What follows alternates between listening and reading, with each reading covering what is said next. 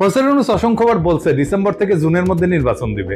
এই সময়টা লাগবে তার সংস্কার করতে, এটা সহ্য হতেছে না। অনলাইন আলোচিত অ্যাক্টিভিস্ট ও ইউটিউবার পিনাকি ভট্টাচার্য জানিয়েছেন, দেশের জন্য যদি প্রয়োজন হয় তবে পিনাকি, ইলিয়াস, কনক একসঙ্গে দেশে ফিরবেন। শুক্রবার বাংলাদেশ সময় 11:15টার দিকে এক ফেসবুক পোস্টে এই কথা জানান তিনি। পোস্টে তিনি লেখেন, দেশের জন্য যদি প্রয়োজন হয় তবে প্রফেসর ইউনূসের পাশে দাঁড়ানোর জন্য পিনাকি, ইলিয়াস, কনক সরোয়ার একসাথে ঢাকা এয়ারপোর্টে ল্যান্ড করবেন।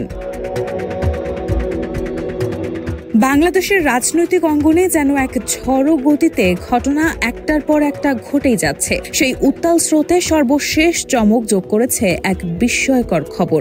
অন্তর্বর্তী সরকারের প্রধান উপদেষ্টা অধ্যাপক মোহাম্মদ ইউনূস নাকি ভাবছেন পদত্যাগের কথা।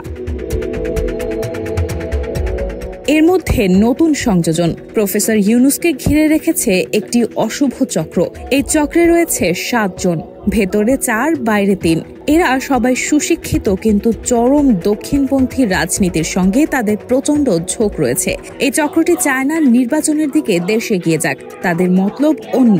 তারা প্রফেসর ইউনূসকে জনবিচ্ছিন্ন করতে চায়। এই পরিস্থিতিতে রাজনৈতিক বিশ্লেষকরা মনে করছেন, অধ্যাপক ইউনূস যদি সত্যি পদত্যাগ করেন তবে তাদের সংকট মিটে যাবে এমন ধারণা ভ্রান্ত।